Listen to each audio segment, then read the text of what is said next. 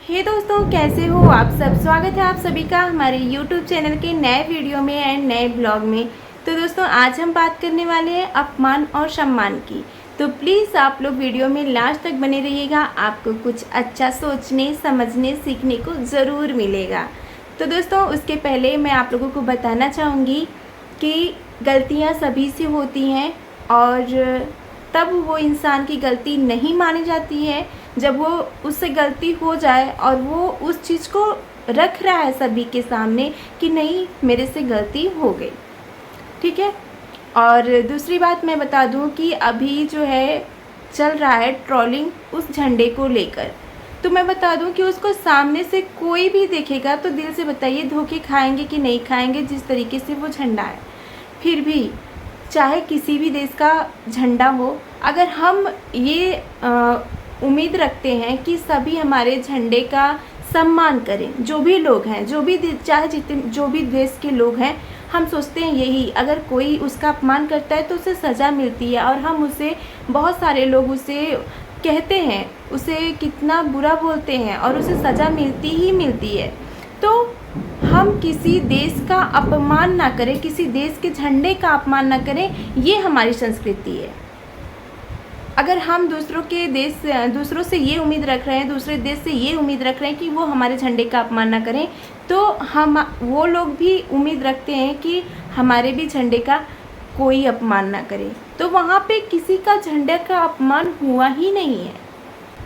तो इतनी ट्रोलिंग करने वाली बात नहीं है। लेकिन चलिए, आप लोग जो लोग कर रहे हैं, अच्छी बात है, आप लोग इतनी केयर करते हैं किसी चीज़ का। तो चलिए हम आते हैं अपनी बात पे, ताकि आप लोग ये ना कहो कि मैं किसी और चीज़ पे बोल रही हूँ। तो मैं आप लोगों को बता दूँ अपमान और सम्मान की बात। तो सबसे पहले मैं सम्मान की बात बता दूँ कि देखिए, अगर हम सामने वाले का सम्मान कर रहे हैं तो हमें भी उम्मीद रहता है और हमें वही दिखाई देता है कि हम उनका सम्मान कर रहे हैं, वो हमारा सम्मान कर रहे हैं। लेकिन फ़िलहाल ऐसा होता नहीं है, नहीं होता है ऐसा। अभी का जो समय चल रहा है उसमें तो बिल्कुल भी नहीं होता है। अगर 10 लोग हैं ना, उसमें से एक ही लोग ऐसे निकलेंगे कि जिनका सम्मान आप कर रहे हो वो भी आपका सम्मान कर रहे हैं। वरना हर इंसान एक ऐसा इस टाइम में हो गया है कि आप उनका सम्मान करते जाइए, लेकिन वो सिर्फ आपकी धज्जियाँ उड़ाता है, आपका अपमान पे अपमान करता है। ऐसे कुछ लोग हैं हमारे देश में। तो दोस्तों, जो लोग ये ट्रोलिंग कर रहे हैं, देश का अपमान हो गया, देश का अपमान कर दी, जिन्हें अपने देश का झंडा नहीं पता है, तुम्हें कुछ नहीं पता है, तुम्हें लीगल नहीं पता है, तो उनको बता दूं मैं कि तुम्हें क्या पता है। तुम्हें क्या पता है ये बताओ। देश का अपमान तुमको दिखाई दे रहा है कि हाँ, देश का अपमान हो गया। एक झंडे को अगर हम दूसरे देश के झंडे का सम्मान कर दिए तो उसका अपमान तुमको दिखाई दे रहा है। अपना अपमान, तुम कितने चीज़ों का अपमान कर रही हो, तुमको नहीं दिखाई दे रहा है। दोस्तों, जो भी लेडीज़ है इस बात पे ट्रोलिंग कर रही है, वो कितने अपमान की हैं, वो सारी चीज़ें मैं आज इस वीडियो में गिनाऊंगी। देखिए, पहला शब्द होता है बेटी। बेटी जिसका तुमने अपमान किया, जिसके कारण से भाई नहीं बोलते थे, ये बात उसने खुद कही है। लव मैरिज, मतलब कितना भी हो, लव मैरिज करना गलत बात नहीं है, लेकिन एक तरफ से वो बाप बेटी माँ के लिए गलत बात होती है। जो माँ बाप भाई होते हैं ना, वो नहीं सोचते हैं कि हमारी बेटी जिसे हम नहीं पसंद करते हैं उससे शादी करें। लव मैरिज गलत बात नहीं है, आप करिए, आप माँ बाप के भाई के मर्जी से करिए। लेकिन आप अगर इन सब के बिना आशीर्वाद से करती है ना, तो आप कभी खुशी नहीं रहेंगी। ये बात 100% है, देखा हुआ है, आप उस लेडीज़ को भी देख सकती हैं। पहला अपमान हुआ बेटी शब्द का। दूसरा अपमान मैं बताती हूँ, पत्नी और पति के रिश्ते का अपमान, जो कि तुमने किया। शादी खुद की मर्जी से की और फिर उसे छोड़ दिया, जबकि 2 बेटियाँ थीं, छोड़ दिया तुमने। और फिर इसके बाद पति पत्नी का अपमान करने के बाद खुद की मर्ज़ी से शादी करो। इसके बाद वो अभी है भी इस दुनिया में, इसके बाद इसके पहले ही उसको छोड़ दो। चलो छोड़ दी तो वहाँ पे छोड़ दी, जब तुम इतना कमाती थी तो तुम अपना खर्चा खुद अपना खर्चा खुद उठा सकती थी, तो फिर तुम्हें दूसरी शादी करने की क्या ज़रूरत थी? लेकिन तुमने दूसरी शादी की, चाहे माँ बाप की मर्ज़ी से की हो, चाहे भाई की मर्ज़ी से की हो, चाहे खुद की मर्ज़ी से की हो, करी। तो यहाँ पे हुआ शादी शब्द का अपमान।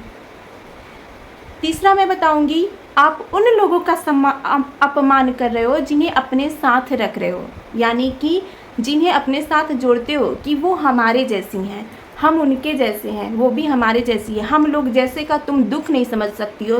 तो हम बता दें, मेरी नज़र में ना, मैं इतनी उम्र मेरी हो गई और मैं इतने दिन से यूट्यूब पे भी हूँ, लेकिन मुझे तुम्हारी जैसी कोई नज़र नहीं आया। तुम्हारी जैसी सिर्फ तुम, ओनली वन तुम हो।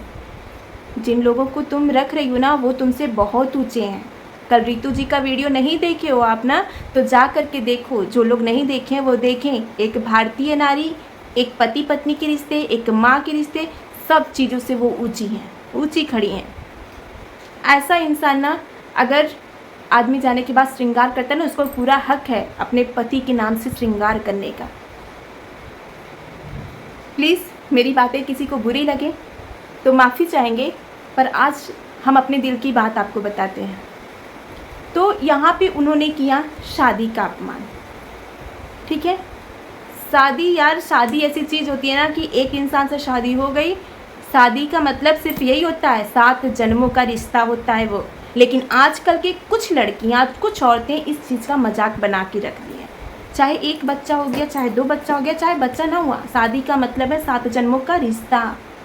जो नहीं समझता है वो इस शादी का अपमान करता है। और जो इतना इंटेलिजेंट है, इतना स्मार्ट है, इतना मैच्योरिटी है उसके अंदर, उसको ये नहीं पता कि शादी का मतलब क्या होता है। तो यहाँ पे मैं कुछ भी नहीं बोलूँगी कि उसको क्या पता है क्या नहीं पता है, नहीं पता हमको। लेकिन यहाँ पे उसने किया शादी का अपमान। आते हैं माँ पे आते हैं।